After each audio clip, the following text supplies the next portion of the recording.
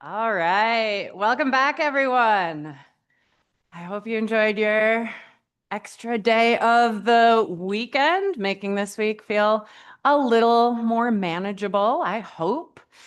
Second week starting a little slow, which is good. Right.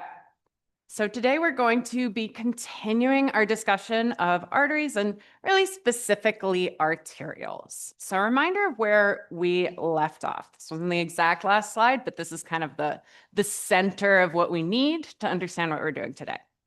All right. So we're thinking about resistance. We're thinking about the fact that arterioles regulate resistance specifically because they can change their radius, right? And we know that a narrow tube with a low radius is going to have pretty high resistance. A big, wide, dilated tube is going to have lower resistance and therefore more flow, right? And so we know that when the arterioles change size, vasoconstrict, vasodilate, this is all coming into play. Okay. So we left off spending a little bit of time looking at how that might work to send blood in different amounts to different organs. Basically, if an organ has less resistance, it's going to have more flow to that organ. Now we're going to be thinking about some factors, local and then some extrinsic factors that are going to regulate how that radius changes. So we're looking at the reasons for the change in radius now. So this is going to depend a lot on that smooth muscle in the wall of your arteriole. Right? And you want to think of it like a sphincter, right? So think of this muscle as a circle around your tube, right? So when it contracts, tube gets smaller. When it relaxes, tube gets bigger. We have this arteriolar tone. So at our baseline, we're kind of a little bit in the middle. Okay. All right. So for our local regulation, one of our really big things to keep in mind here is that we're trying to keep our blood flow sufficient for whatever activity level you have, right? So if you're using your muscles a lot, you want the blood to go to the muscles. If you're using your GI tract a lot, you want the blood to go to the GI tract. So basically, when your body notices that some organ, some part of your body is more active, we're going to have a diversion of the blood flow to that region. Okay, so how this works specifically, one of the big things is that some of this is really, really local to the blood vessel itself. A lot of the signal isn't like coming from your brain. And this is because the blood vessels themselves and that smooth muscle in the blood vessel is going to respond to concentrations of gases and some ions. Okay. So fundamentally, we're going to see those arterioles dilating, so vasodilation, anytime we see increases in activity. Okay.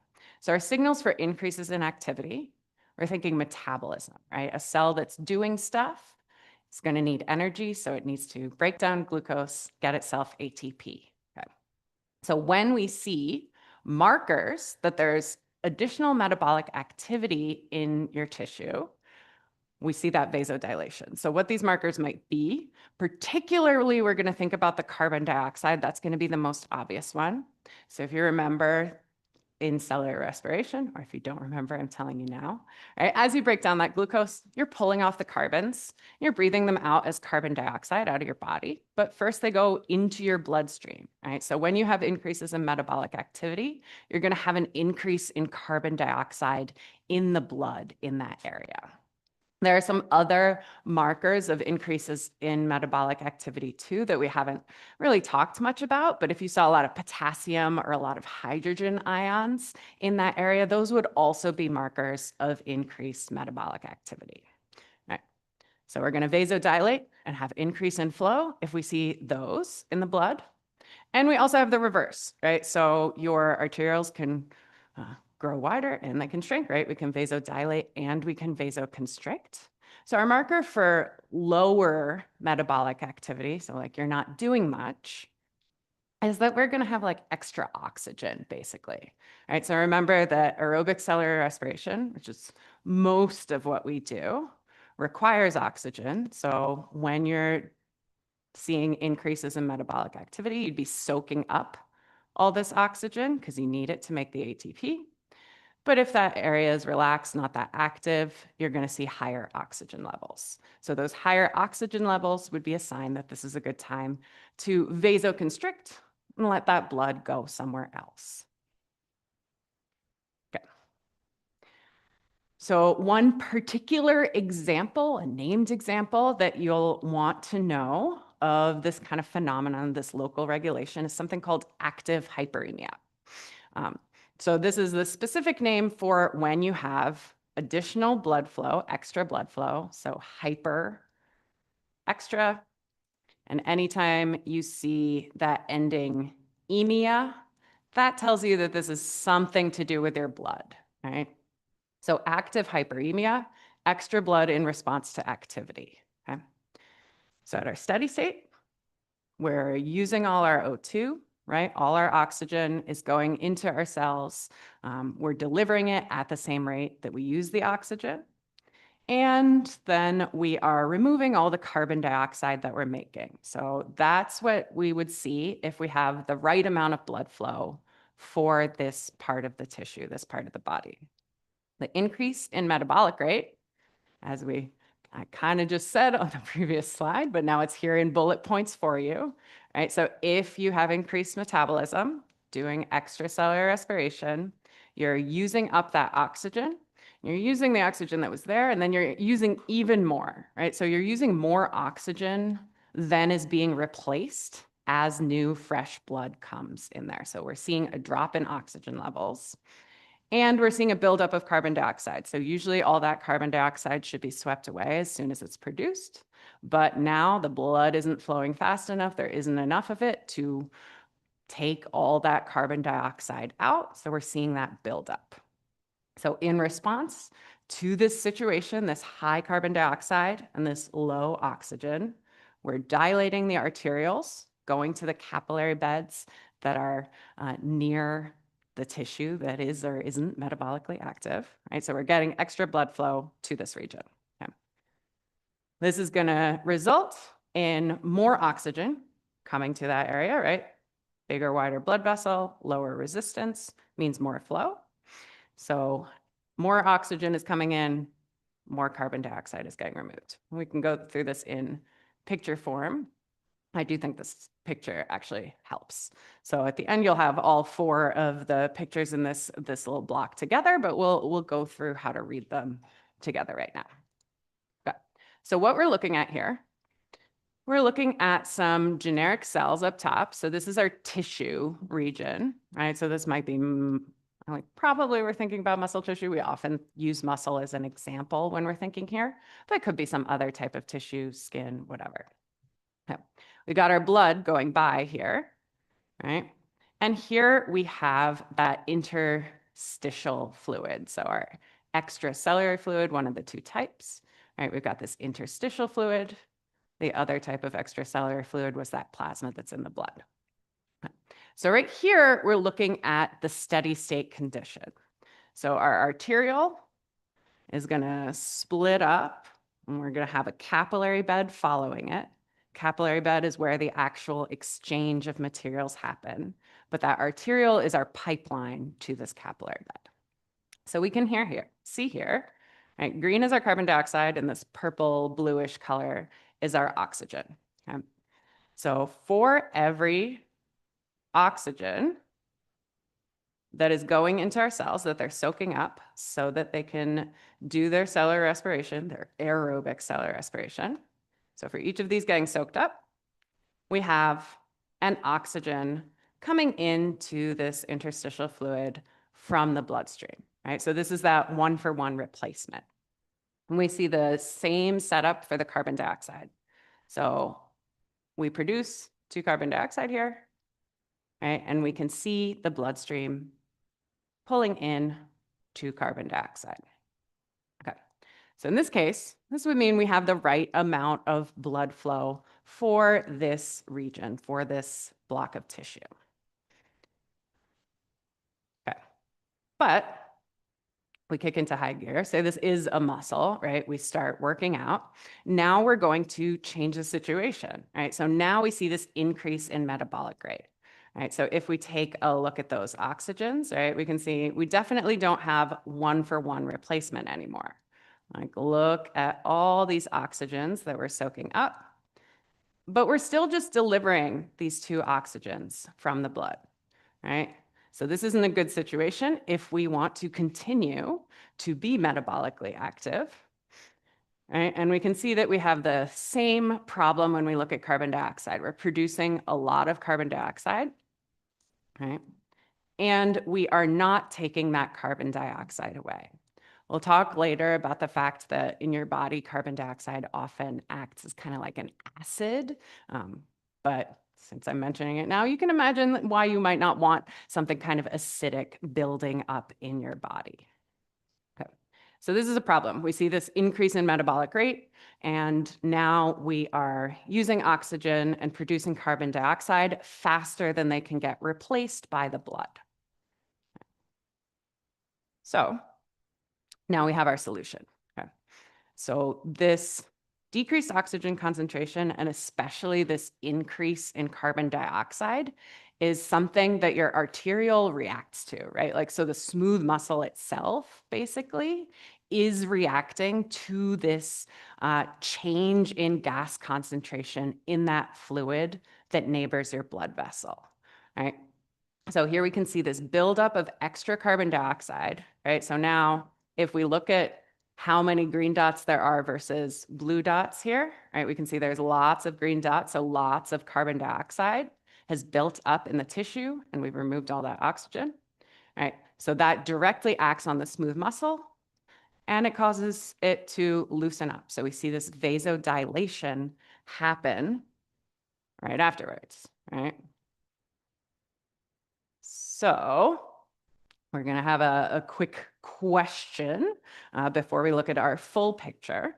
So imagine now we're going to link together some of the stuff we talked about in A&P 1 as we're thinking about this concept, right? So you're on a run.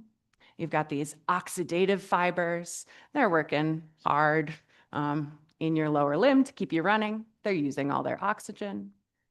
We see these oxygen concentrations in intracellular fluid dropping. So what else is going to be happening here?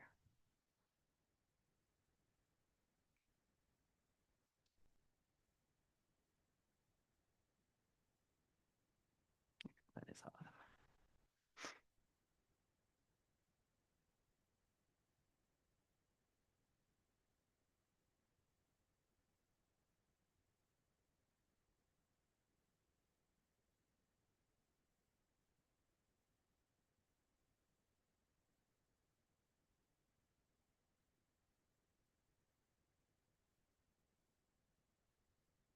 Take a look. Okay, great. Yeah, so this is basically just a scenario describing a time you might see something like this active hyperemia, right? So we have these concentrations of oxygen inside your cell in the intracellular fluid dropping, which means that we're also going to be pulling more oxygen into the cell from that interstitial fluid. So we are going to be tracking a number of different types of fluid as we think about this, right? And the solution to that is bring more blood flow, bring more oxygen. And if we're using up all that oxygen, that means we're also making a lot of carbon dioxide. So you'd also expect to see this carbon dioxide buildup at the same time. So vasodilation and this blood flow increase is also going to help us wash away that extra carbon dioxide. Okay. So here's the final figure in that little quad, that little section of 4 that you have in your textbook. So now we see that vasodilation itself, right? So we can see that this has now gotten wider, right? So our radius has increased, our resistance has dropped, right? And now we see this increase in blood flow is delivering a bunch of extra oxygen, right? And we're taking away more carbon dioxide than we were as well, right? So now we have like the reverse of what we had in, I think it was B, right? So where we had the tissue soaking up extra oxygen. Now we have the blood delivering extra oxygen so that we can get ourselves back to a steady state. All right, so here's our overall picture of all the steps to this active hyperemia. Okay. Questions about this process, any of these pieces?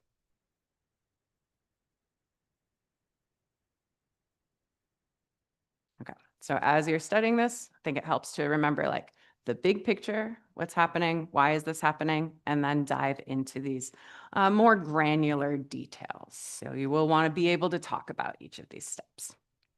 Okay. So that was active hyperemia. So tissue that's metabolically active is increasing our blood flow to that area. We also have something called reactive hyperemia. So what we're thinking there is this is a reaction to something. Okay? And specifically, what it's a reaction to is formally a previous reduction in blood flow. Basically, what we mean here is that blood flow got cut off for some reason earlier on, which causes the same change to the gases in your bloodstream, in that interstitial fluid, and in the cells themselves, right? So you can't do anything about it if the blood is still blocked, right? No point increasing blood flow if you've got a clot filling up your whole arteriole. But after that blockage is removed, right, if you clear it out, then you want to make up for all that oxygen you depleted. You want to wash away all the carbon dioxide that built up. So our like kind of workflow for understanding this would be the same as for our active hyperemia. The only thing that's different is like why these gases changed. So we're just expecting, right, to see something like, literally, I'm just going to draw the same picture, right? So we have our arteriole splits into our capillaries, right? And we're thinking that our problem is we made a big old clot somewhere, right? Or you might also expect this to potentially happen since this is reduction in blood flow, maybe a cut, right? Like if you're hemorrhaging, right? This might also be something that if you resolve it, we change our blood flow afterwards. Okay. All right. So if you like it in flow chart form, we've got one for you from the book here. So what we're looking at is we have active hyperemia, and then our comparison is going to be to reactive hyperemia. And what we're noticing really is that these are substantially the same, right? So in the active hyperemia, we had an increase in our metabolic rate, which means we used up or consumed a lot of O2, and we made a lot of extra CO2. Right? So this means that from the perspective of your blood, right, if we're looking at what's in the bloodstream or what's in the interstitial fluid neighboring it, you'd see a lower concentration of oxygen and you'd see a higher concentration of CO2. Okay. So this is the condition to which that arteriolar smooth muscle responds, and it increases your blood flow. Ultimately, that's our goal, right? So we vasodilate, our radius goes up, our resistance goes down, increase in blood flow, which means we now have more oxygen being delivered and more carbon dioxide being removed, stabilizing those O2 and CO2 concentrations back to where they should be. We're trying to get back to the steady state. And once we are, this response like turns off. This is our new steady state. So this is a negative feedback loop. You can see if we compare that to the reactive hyperemia flowchart, it's the same thing, right? This whole middle part is exactly the same, right? So we're noticing a drop in O2, an increase in carbon dioxide, and our goal is to resolve that. We do it in the same way. We vasodilate, which affects our resistance, increases our blood flow, fixes our oxygen and carbon dioxide. The only difference is our cause, right? So the only difference is that our problem was that we didn't have enough blood flowing to that area for some period of time.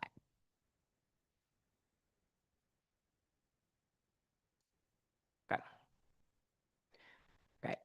So that's one way we can have a super local response that changes the radius of an arteriole, therefore its resistance, therefore its blood flow. But we do have other things that can affect our arteriole or radius resistance and therefore our blood flow. This first one is something called the myogenic response. So I guess this is actually kind of like number 2 of the ways we can affect radius. So myo, we've seen before, always kind of means muscle stuff, right? Genic, like genesis, like creation, right? So generated by the muscle. So response generated by the muscle. All this is that smooth muscle basically has this property where if you stretch it out, it doesn't really like that. And it's going to have this kind of reflex to constrict back down. Okay. So in our myogenic response, what we're noticing is that when our blood vessels get stretched out, we are going to have a response in the resistance of those blood vessels, completely separate from anything that might be going on with external factors like our nerves and stuff. Okay. So we have this auto-regulation of blood flow. So it's happening here. So we're going to start out with an increase in perfusion pressure, which I don't think we've used this phrase before, but all perfusion pressure means is really that pressure gradient, that delta P that we've seen in our chart. Right, so perfusion pressure across an organ would be like you have some pressure coming in on one side of the organ and you have some lower pressure on the opposite side of the organ. That's something you would measure as a perfusion pressure. So this is really just a fancier way of talking about our pressure gradient. Okay.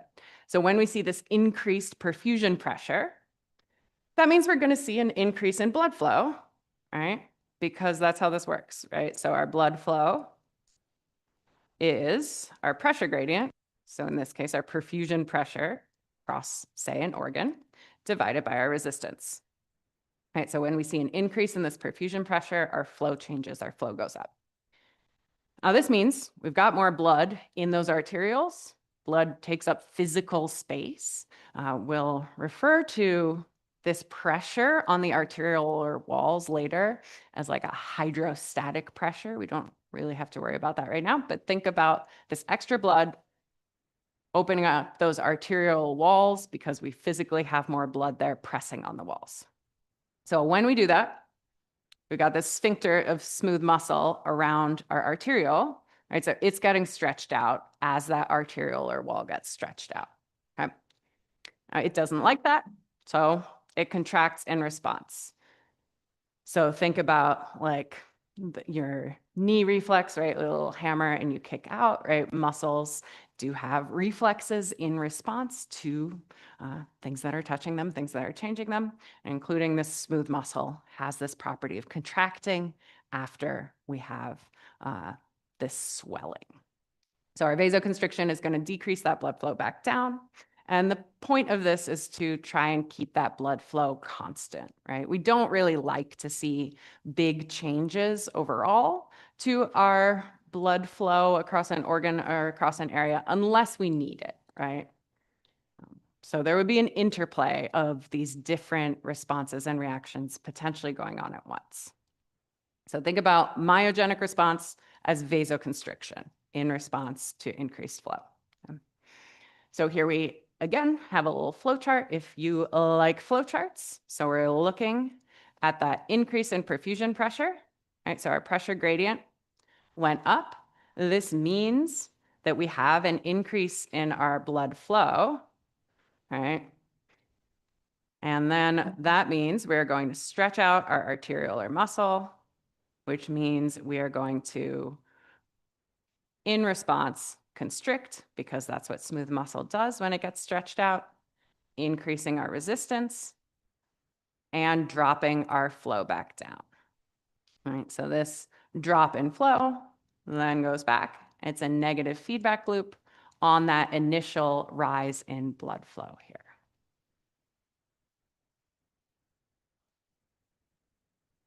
Okay. So overall, as we're changing our metabolic activity, changing blood flow to different areas of the body, we can see substantial differences in how blood flow is distributed at rest versus like times when you're exercising. So here we can see what your cardiac output looks like when you're at rest, so 5 liters per minute, and where that blood is going, right? So about a liter is going to your skeletal muscle, about a liter is going to your kidneys, and so on and so forth, right? So somewhat more even.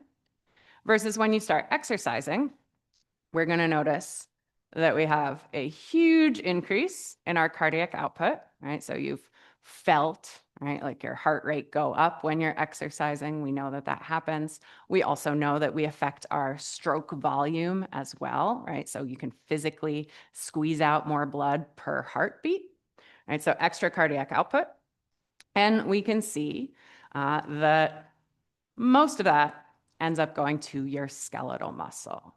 Right? So all these other organ systems do still have blood flow, right? But proportionately, it's a lot less. Most of this extra went to a specific place. And that is kind of the next topic that we're going to be thinking about as we think about regulation. So when we get into extrinsic regulation, extrinsic control of arterioles, we're going to be thinking a lot, again, about the sympathetic nervous system and its neurotransmitters in order to kind of understand why that extra blood coming from the heart doesn't get evenly distributed between your different organ systems, why it's specifically kind of all ending up in the skeletal muscle. Okay. So we want to remember, we've got our flow equation, all right? Most important one to for sure memorize. The others, memorize if it's difficult for you to reconstruct these equations, but they are all kind of drawing back to the same one. Okay. So we know that when we're talking flow, if we're talking about our whole systemic circuit, our whole body, we're thinking about our cardiac output is our blood flow. Our difference in pressure is mostly going to be our mean arterial pressure, which we know is kind of a weighted average of our systolic and diastolic pressures. Blood pressures, diastolic, twice as long as our systolic. So that's why it has to be a weighted average. Okay. Divided by our total peripheral resistance, which is just we added up all the resistance everywhere in your body, more than half of it coming from your arterioles. Right? So we can reshape this. If we want to find our pressure, right? If we want to find that mean arterial pressure, we would pull that total peripheral resistance over, isolate our mean arterial pressure, right? And we'd see that that's equal to our cardiac output multiplied by our total peripheral resistance, right? So everybody see how we got from 1 to 2 to 3, hopefully. And then our final piece that we can do to get down here, right, is we want to remember that we had an equation for cardiac output before, right? So when we were talking about the heart, we know that our cardiac output, so our blood flow out to the body when we're thinking about like our cardiac cycle and stuff, we know that that cardiac output per minute is going to be dependent on our stroke volume, which remember was how much blood was ejected from the heart per heartbeat, multiplied by our heart rate, right? So how many heartbeats did we have per minute, right? So what we've done in this final equation here is we've just added that information in, right? So we just substituted where we had cardiac output before for the two factors we know make up cardiac output. Okay, so as we get to discussions of how we also regulate blood pressure and mean arterial pressure, these are the three kind of factors that we're going to be looking at, and these are how they're linked together. So that mean arterial pressure, when we think about varying that blood pressure, is going to be dependent on that total peripheral resistance, which is radius of arterioles, essentially. It's going to be the bulk of that. And then we're going to link that in with our heart stuff, so stroke volume and heart rate. Okay. So, for example, looking at those equations, so let's say we're keeping other factors the same, but what we see happening is that we have a rise in our total peripheral resistance, right? So we have a bunch of arterioles vasoconstricting, right? So their radii are getting smaller, which means their resistance is getting bigger. So when we add up all that resistance, we get a bigger number. We're not going to think here about cardiac output changing in this scenario. We're just going to think about, okay, how would this affect our mean arterial pressure, so our blood pressure.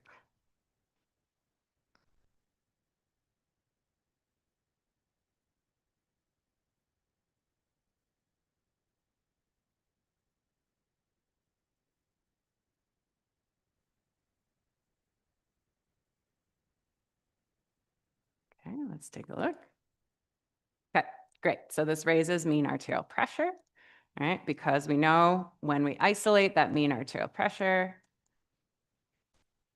we get it as our cardiac output times our total peripheral resistance. Or as we start to think about all these things together later on, we're going to break out that cardiac output into our stroke volume and our heart rate. But in either case, as that total peripheral resistance goes up, so does your blood pressure. So does that mean arterial pressure. Okay. So this stuff is partially going to be linked together by understanding our sympathetic nervous system and its neurotransmitters, right? So you know that like your blood pressure goes up and spikes if you're really nervous, right? So think about that sympathetic nervous system, that fight or flight response, right? That's linked to our increase in blood pressure, just like it's linked to the changes to our heart. So that increase in heart rate, increase in stroke volume in response to sympathetic activity. So a reminder of that sympathetic nervous system, right? So we have our preganglionic fibers and our postganglionic fibers. We're going through a couple of different places, but we know that we might be going through our sympathetic chain, which you'll actually see in lab shortly. Okay. We might be going through the adrenal gland, which you'll see eventually, but not for a while.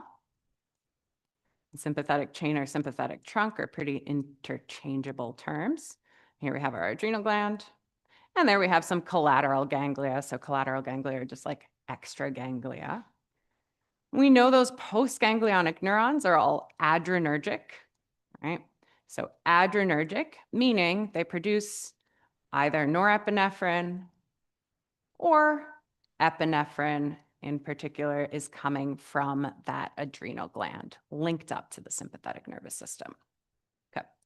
So when we say that our sympathetic nervous system is going to have a role in regulation of our arterioles and their resistance and therefore our blood pressure, what we should be expecting is that we're going to have to be thinking about these adrenergic receptors. And this is actually why we thought about the adrenergic receptors in A&P1, or at least this is part of why. The other part would be just they're important to know they exist, but now understanding them is going to play a role in understanding why we have these changes to blood flow in the arterioles in the way that we do.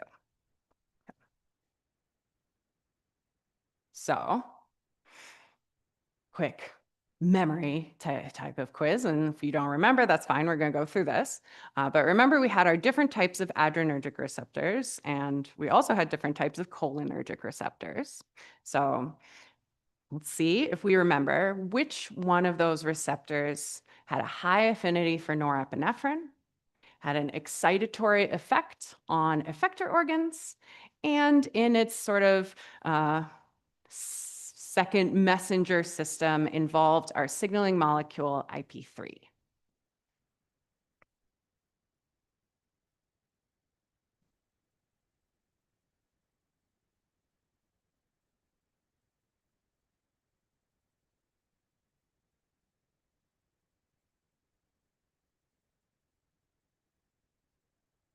And we'll take a peek back at our chart in a second for jogging our memory. All right, let's see. Okay, let's go over that chart again. So we'll come back to this chart is the one I'm talking about, but I'll pull it up for us now, right? So what we were looking at specifically was an alpha-1 receptor. So one way you could have noticed that is this is the only place IP3 shows up, right? Otherwise, we can see that excitatory effect, and we can see that preference for norepinephrine here, right? And we also have that preference for norepinephrine in our other type of alpha receptor, the alpha-2 receptor, which is going to come into play in our discussion right now about the different effects of the sympathetic nervous system. Okay, so let's go back. Oop,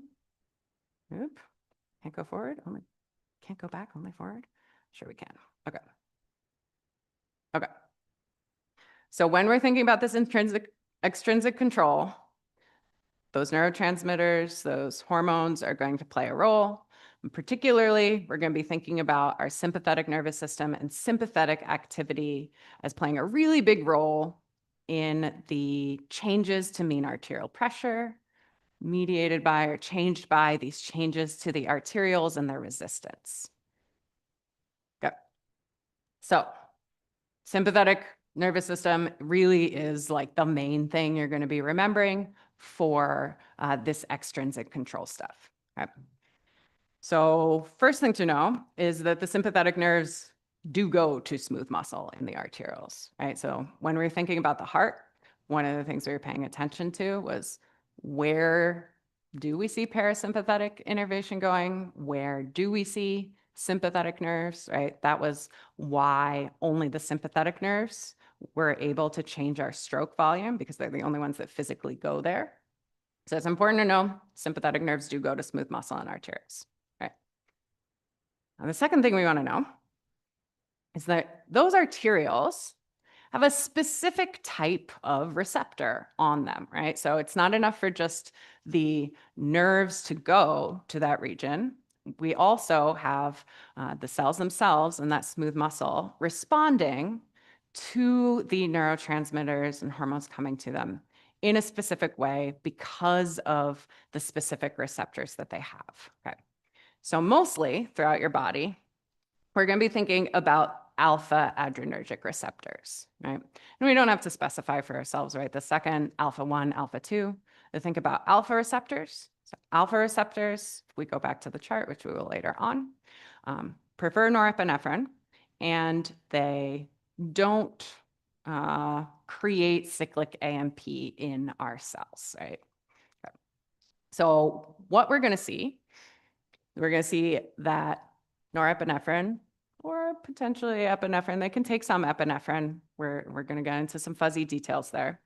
But norepinephrine for now is going to bind to those alpha adrenergic receptors. And what's going to happen when we bind to any of these alpha adrenergic receptors in our arterioles is we're going to see vasoconstriction, right?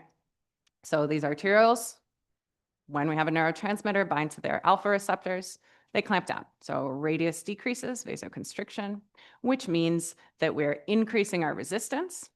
So we see an increase in our total peripheral resistance, which means that we see an increase in our mean arterial pressure. And I'm writing it all out this way with the stroke volume and heart rate, because you might also remember that happens to be the case that sympathetic activity in the heart increases both stroke volume and heart rate. So this is now three pieces working together to increase your mean arterial pressure. Okay, here's that chart. Okay, so here we see our situation again. All right, so our alpha receptors that we're going to see in smooth muscle, right? Vascular smooth muscle. Most of it is alpha-1 receptors. A little bit is alpha-2 receptors. We're not going to focus on the differences between those here. So we have this preference for norepinephrine. we have this excitatory effect on our effector organs, right?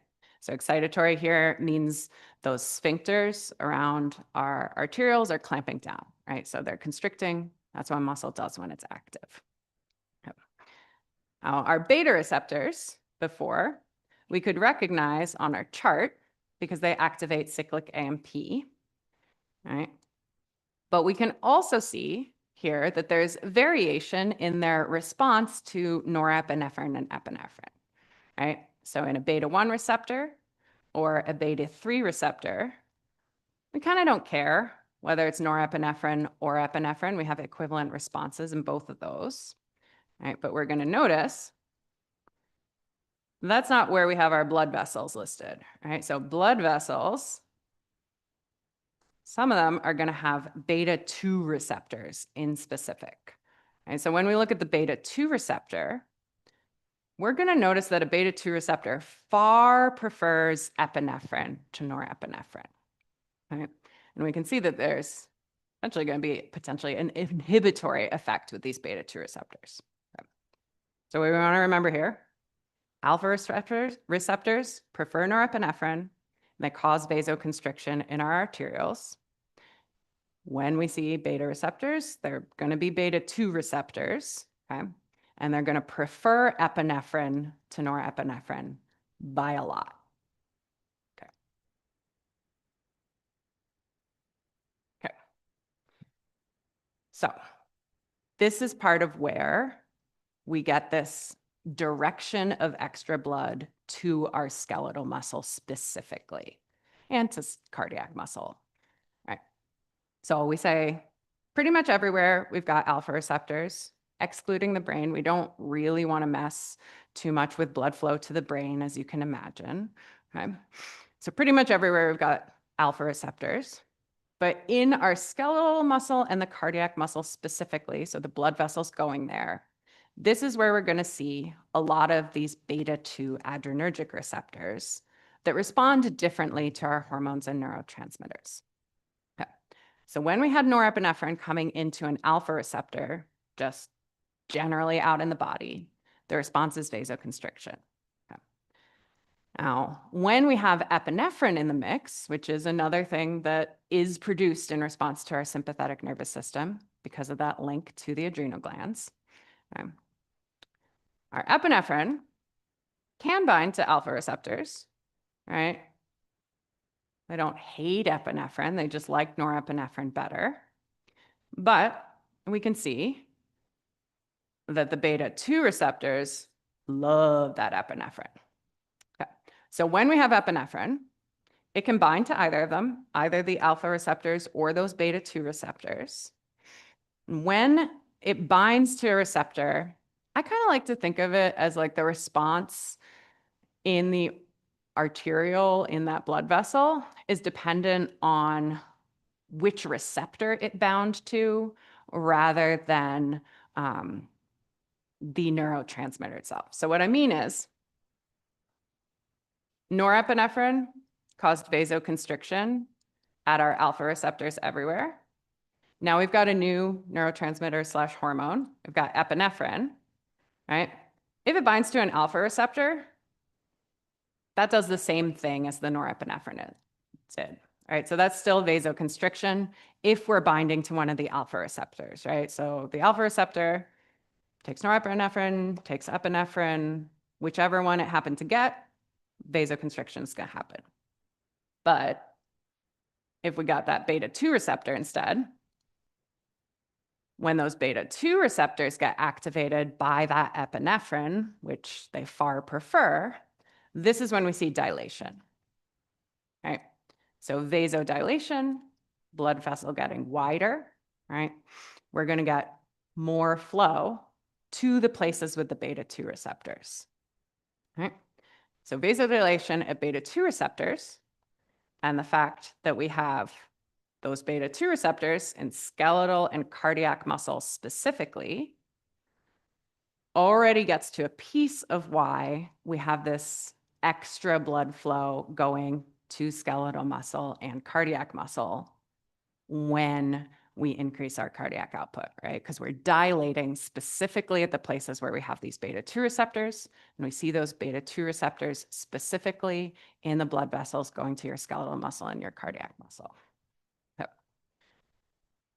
now, the second piece of this is going to be that because epinephrine can bind to both those alpha receptors and those beta-2 receptors, our overall response to epinephrine being present is going to be dependent on the concentration of that epinephrine, right? So we're remembering from this chart that epinephrine and the beta-2 receptors like each other more, right? But we can still bind to alpha receptors. Okay. So this means, if we think about our body, right? Maybe we're starting to exercise, or you're starting to get nervous. Your sympathetic nervous system is starting to get active.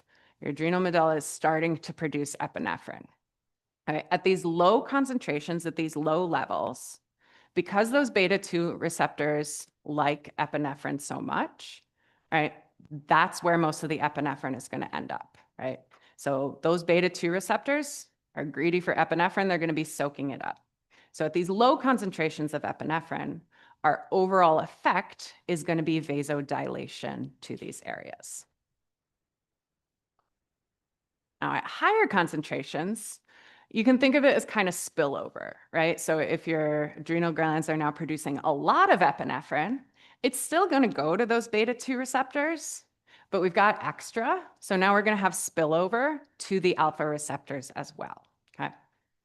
So this means we now have both our beta-2 receptors in the skeletal and cardiac muscle reacting, but we also have those alpha receptors out in the rest of the body reacting to this high concentration of epinephrine. Okay.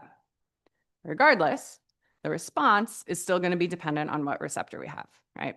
So vasodilation is still happening at the places we have beta-2 receptors, right? Whether you're at low concentration or high concentration. So we're still seeing vasodilation in the blood flow to the heart and in the blood flow to your skeletal muscle. Okay.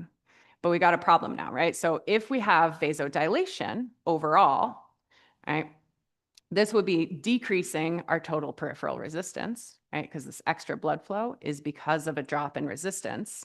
This would also imply a drop in blood pressure, which is not great if you're in a fight or flight situation, right? You don't want to start running and then faint immediately. That would not be great. Right, so the spillover is helpful, right? The spillover of epinephrine at the higher concentration to those alpha receptors, right? So these are the alpha receptors in most of our other vascular beds. They're constricting, right? So they're constricting, their radius is decreasing, their resistance is going up, which means that in total, right, our TPR is our total peripheral resistance, right? This kind of makes up for it. Right? So the fact that we're vasoconstricting other places, even at the same time as we're dilating blood vessels to the heart and skeletal muscle, means that we can keep our blood pressure steady and not faint or pass out as we start to exercise or as we start to fight or as we start to flee. And in fact, the overall effect is usually a little bit of extra vasoconstriction because we see those alpha receptors kind of everywhere. All right, so we'll stop there for today. Right? The rest of this is also kind of just repeating these same things with a little tidbit on some other hormones that do a lot of the same stuff.